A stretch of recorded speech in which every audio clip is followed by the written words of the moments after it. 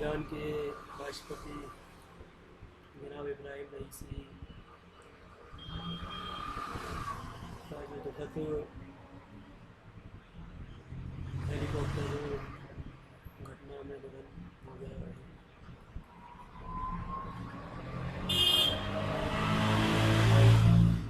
میں بھارت دیش کا رہنے والا مسلمان ہوں اور یہاں بھارت میں ہم لوگوں کو مسلمانوں کو بھارت کے دیش دنیا کے سبھی مسلمانوں کو ان کی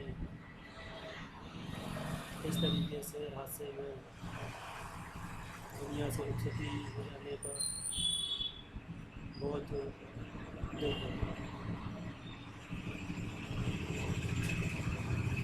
آج دنیا میں مسلمانوں کی جو حالات بنے ہوئے ہیں اس پہ کوئی بھی مسلمان دیش کھل کر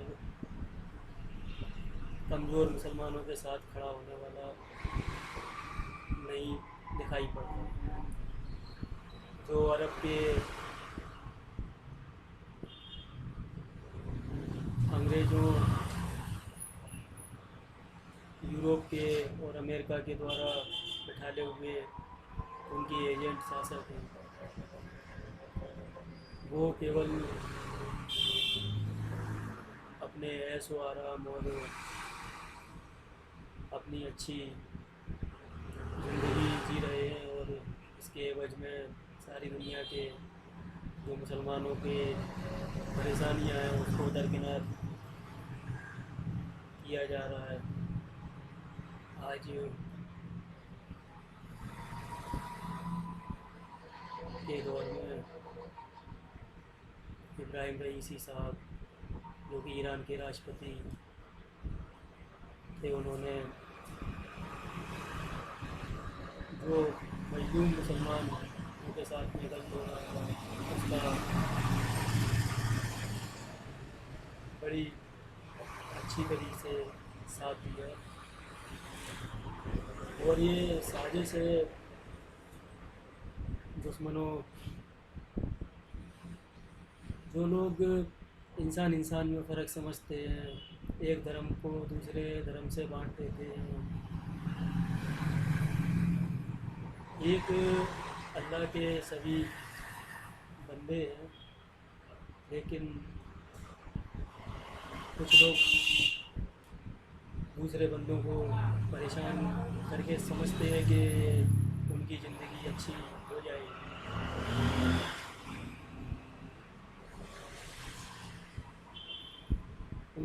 ابراہیم رئیسی صاحب کے یہ درگھٹنا میں اس طریقے سے نہ رہنے سے پورے اسلام دنیا کی، پورے ایشیا کی جو لیڈرشپ پر اثر ضرور پڑے گا، اور میں دعا کرتا ہوں اللہ تعالیٰ سے کہ انہی کے جیسا اور کوئی نیتا ہمارے آنے والے سمے میں آئے۔ اس حادثے میں کئی دیش شک کے دائرے میں آتے ہیں، جیسے کہ امریکہ ہے، اسرائیل ہے، اور یقین کسی پہ بھی نہیں کیا جا سکتا۔ ہو سکتا ہے کہ روس جس کو نہیں سمجھتے وہ اس سازش کا حصے دار ہو، کیونکہ ابراہیم رئیسی صاحب سارے مسلمان دیشوں کو ایک کر رہے تھے۔ ایک خلافت قائم ہونا چاہیے دنیا میں، اسلام کا ایک مکھیہ ہونا چاہیے، ایک سربراہ ہونا چاہیے، ایک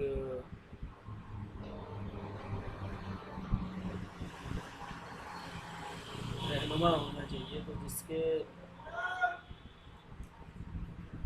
دوارا سارے مسلمان ایک جٹ ہو کر رہ سکیں۔ تو ہو سکتا ہے کہ روس بھی ابھی تک جب تک ان کو اچھا لگا ہو کہ ٹھیک ہے، جب تک ان کا کام نکلا، روس لڑائی نہیں لڑ پا رہا تھا یوکرین سے، تو اس نے یہاں پر فلسطین میں یہ جنگ کو ڈائیورٹ کرنے کا کام کیا. ہو سکتا ہے کہ اب اس کو لگا ہو کہ زیادہ مضبوطی میں اگر یہ مسلمان دیش سارے ہو گئے تو روس کو بھی آگے آنے والے سمے میں شاید کوئی.